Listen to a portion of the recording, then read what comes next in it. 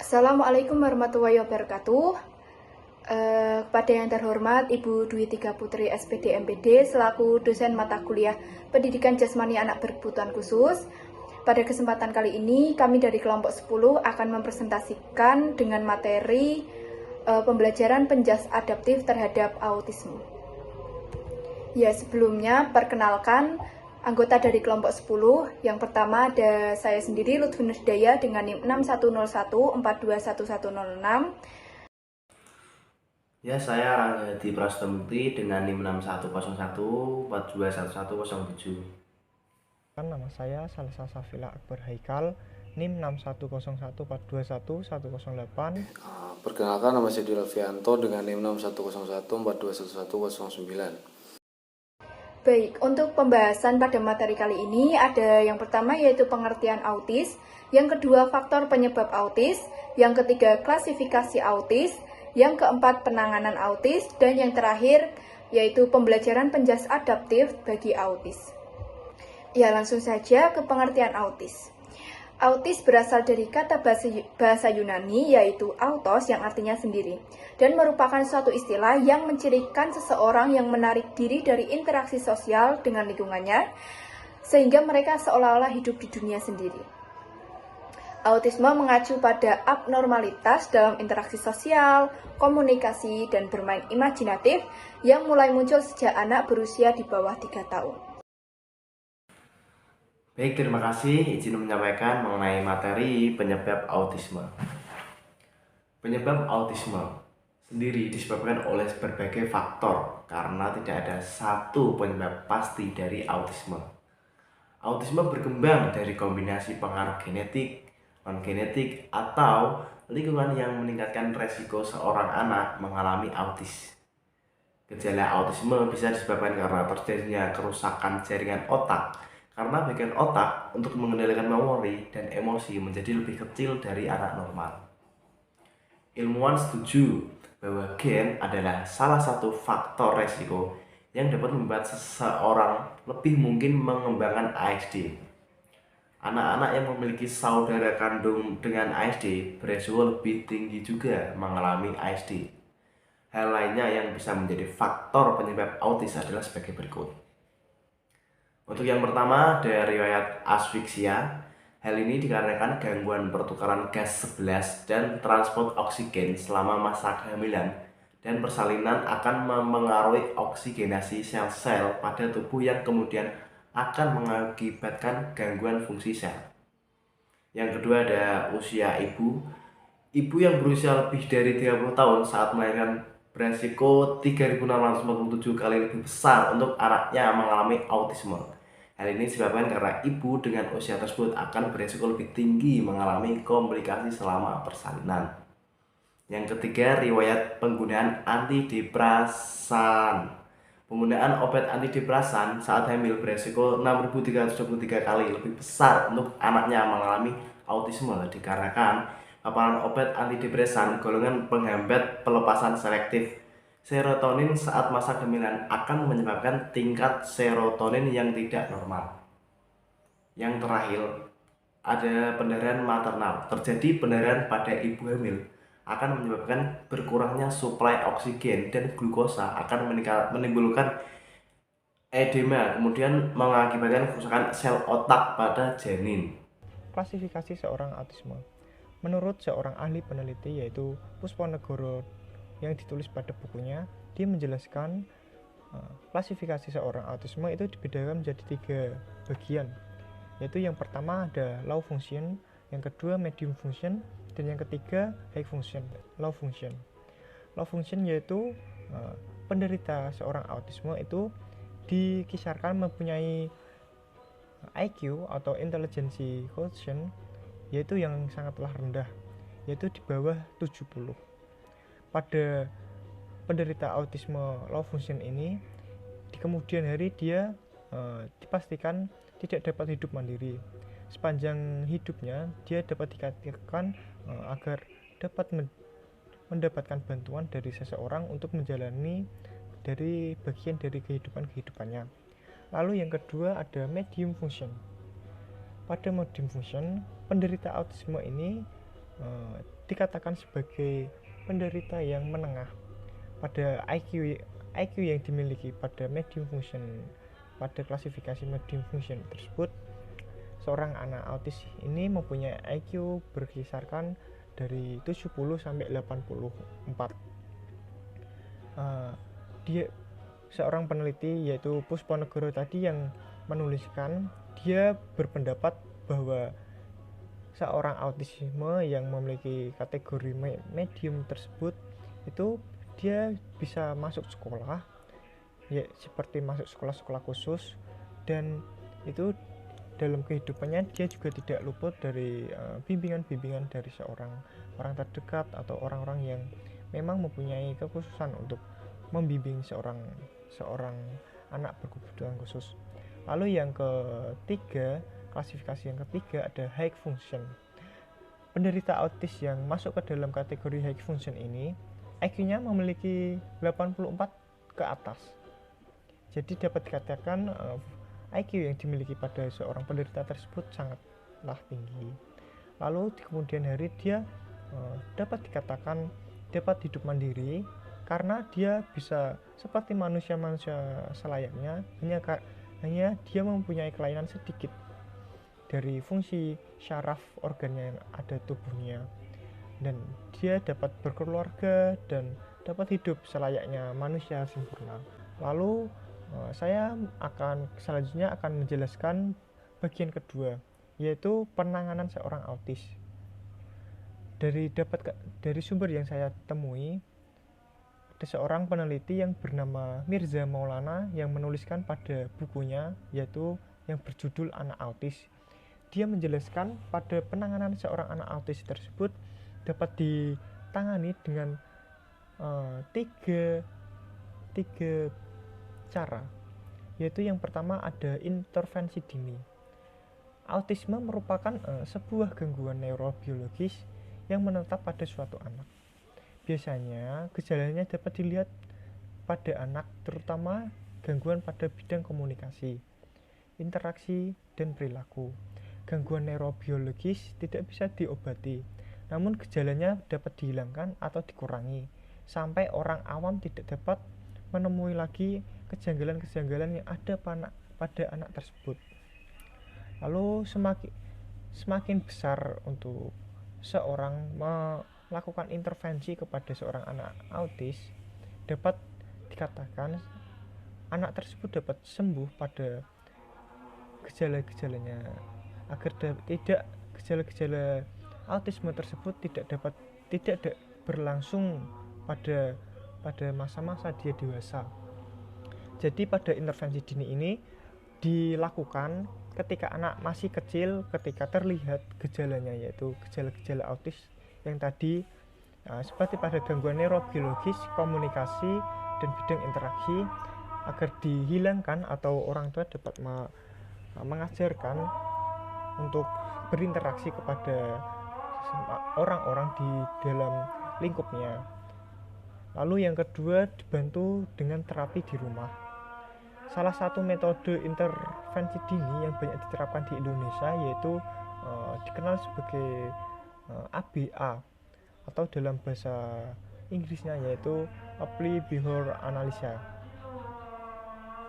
Metode tersebut ditemukan dari seorang peneliti dari Amerika yang menjelaskan bahwa keterampilan berguna bagi hidup bermasyarakat, yaitu maka seorang yang mempunyai gejala autisme ini dapat ditangani dengan memberikan pendampingan khusus dari seorang anak autis, agar dapat diberikan bimbingan, misalnya dalam bentuk berbicara, berinteraksi, berbahasa, agar dapat dibimbing seperti anak-anak pada masa umumnya, agar dapat gejala-gejala autisme tersebut dapat dihilangkan, agar seseorang lagi tidak dapat menemukan kejanggalan-kejanggalan seperti gangguan-gangguan pada anak autis.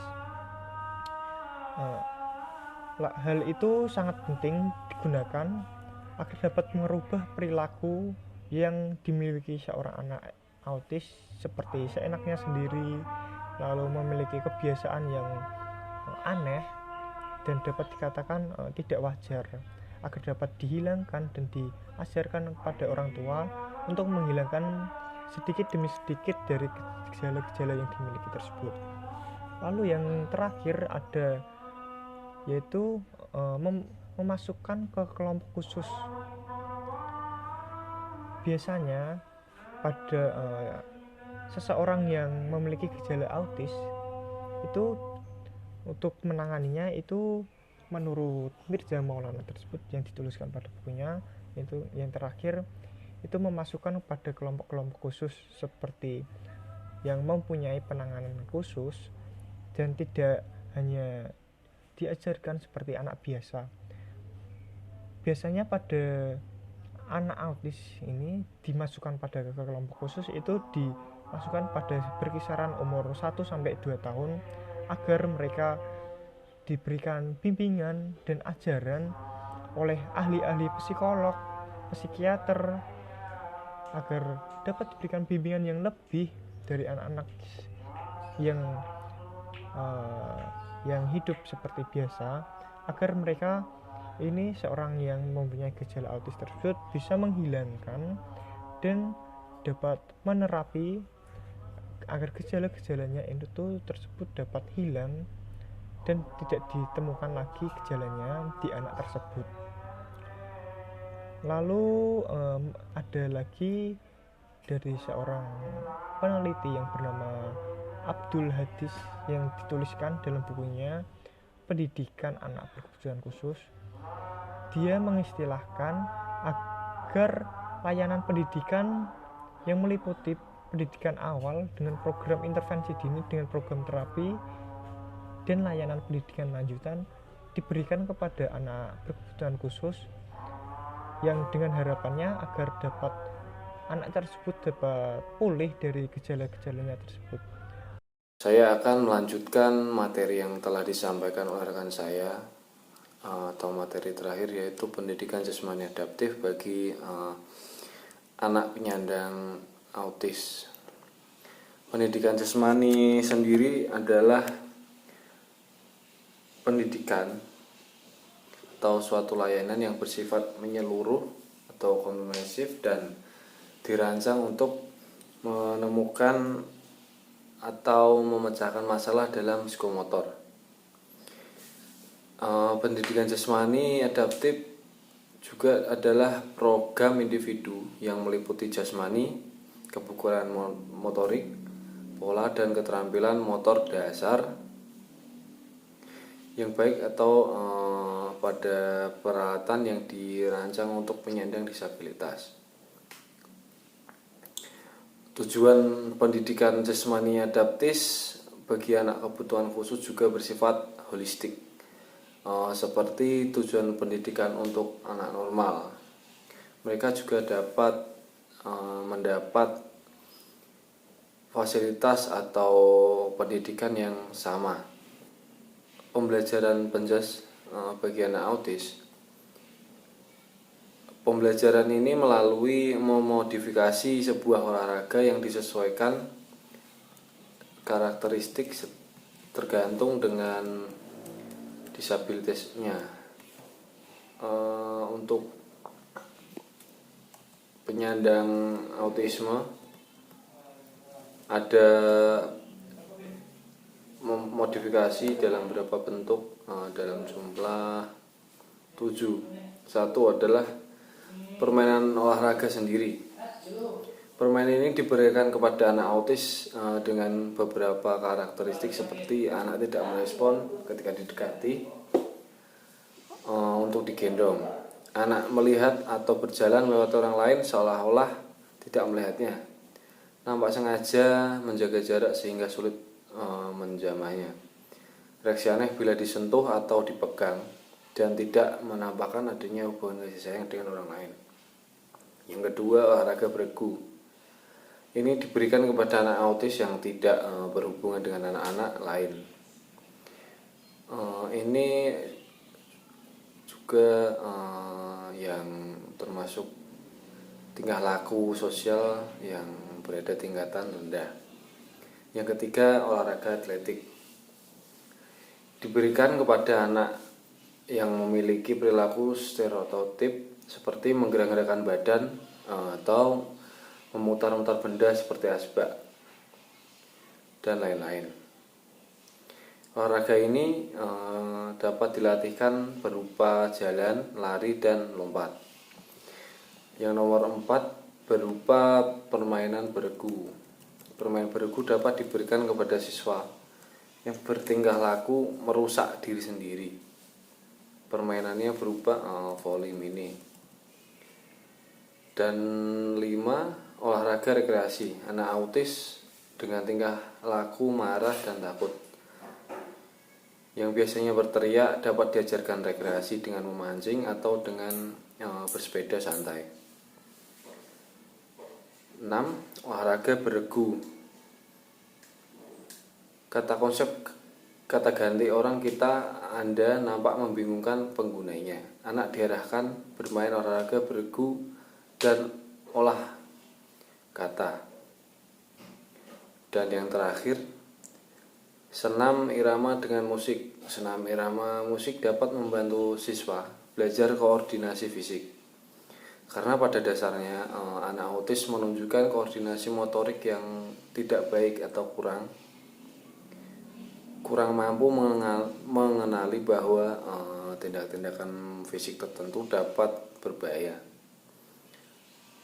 Ini juga guru dapat menggunakan macam-macam olahraga berdasarkan kebutuhan dan masalah anak autis demi untuk mempertimbangkan dalam menentukan program semester.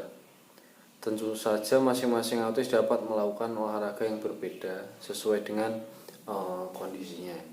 Iya, jadi kesimpulannya, pendidikan jasmani adaptif adalah pendidikan berbasis aktivitas jasmani yang telah disesuaikan atau dimodifikasi untuk anak berkebutuhan khusus, salah satunya yaitu anak autis.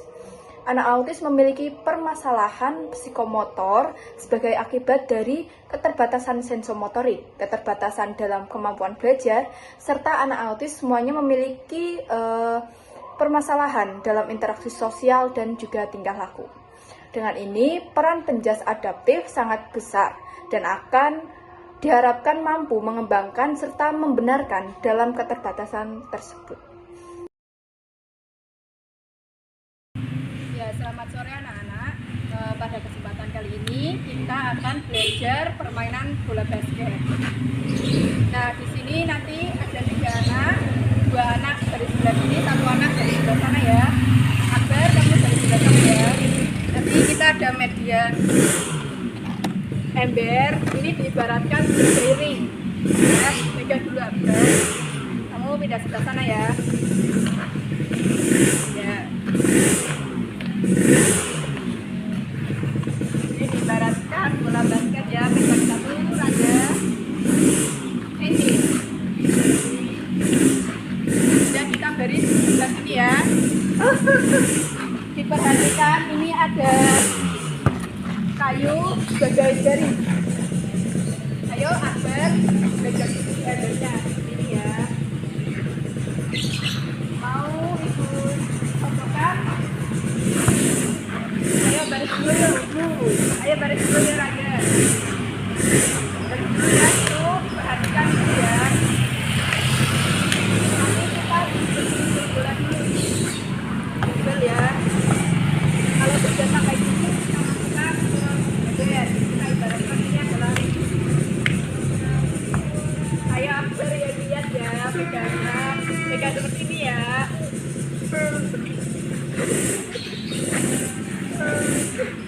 Ayo kita lagi-lagi. Masukkan ya. Jadi lihat ya. Oh, ayo diperhatikan bareng-bareng dong ya. Nah, kamu pegang akhirnya gambarnya. Nah gitu, tapi ini di belakang ini ya.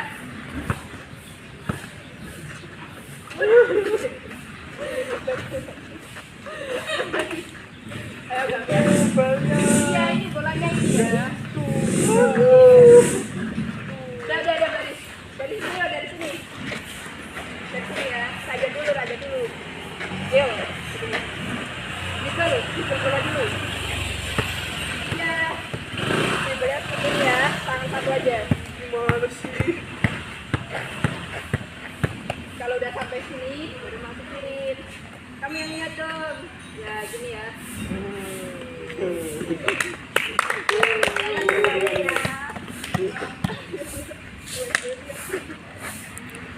Nah, yuk. Stop. Nah, kamu yang lihat yuk. Ulang lagi. Kamu nggak boleh gitu. Gak boleh gitu ya. Ada jangan gitu, jangan. Masukin. Masukin yuk, coba lagi. Nah, yeay. Sekarang gantian Didik ya. Gantian. Ayo yang bener yuk. Udah. Raga baris duluan, baris ke belakang lagi ya. Ayo coba lagi yuk. Kumi. Yeay.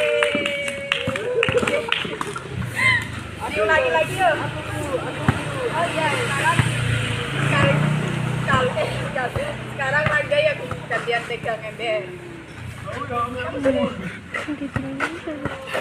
Iya. Kamu pegang, sini. Hadap sana dong. Ayo baris lagi kayak tadi.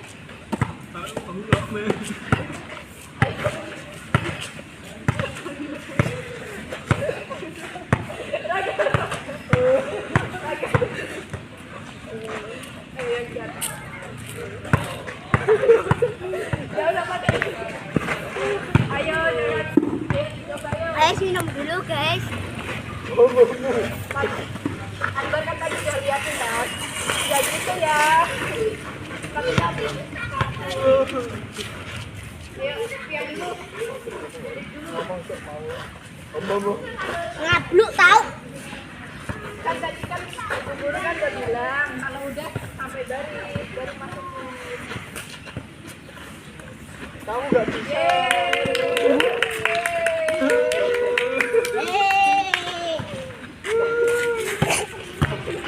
Sampai satu gol. Awas nanti kena kepalanya. Karena siapa yang belum megang ember? Gantian Didik. Ayo gantian ya. Gantian.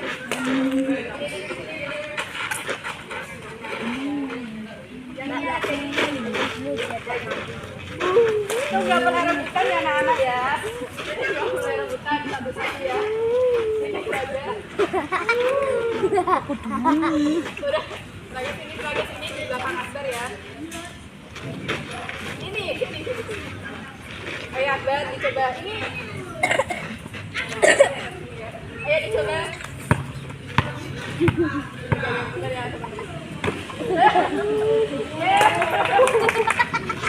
Gak boleh kayak gitu, gak boleh kayak gitu ya. Kamu apa? Guys, jangan lupa Udah, jangan kayak gitu ya. Baris lagi. Aku. Ya. Kamu pegang embernya.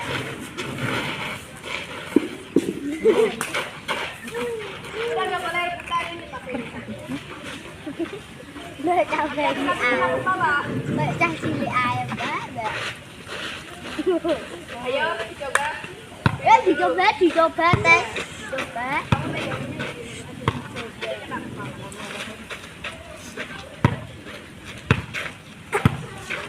Maju lagi.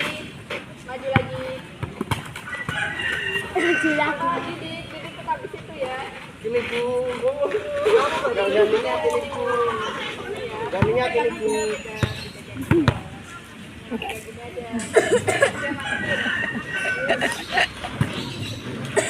Belakang garis. Ini mah boleh namanya bos. Boleh tapi ada lagi. Sini ke sana ya, Kak Raja.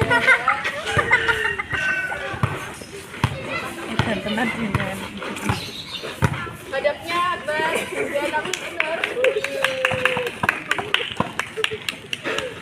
Coba lagi.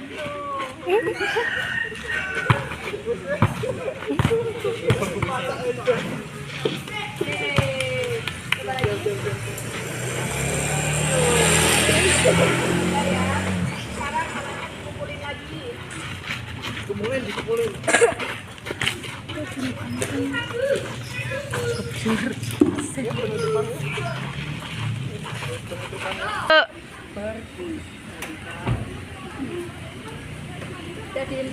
Wes. ya anak-anak, Akbar diperhatikan ya jam depan, Didi. Ayo baris yang benar yuk. Udah ya, udah. Jadi cukup sekian tadi pembelajaran kita hari ini. Pulang. Bentar ya, kita ini evaluasi dulu. Aku mau beli es krim. Rangga diperhatikan ya, iya sebentar ya. Untuk Rangga nggak boleh ngerebut punya yang lain. Akbar jangan suka jahil ya sama temennya ya. Nah, nggak suka gitu ya. Akbar nggak boleh jahil ya sama temennya. Ini bisa. Semuanya udah diperhatikan. Di rumah nanti belajar lagi ya, nggak boleh kayak gitu. Jadi di rumah belajar lagi ya, sampai buka di pertemuan kita selanjutnya.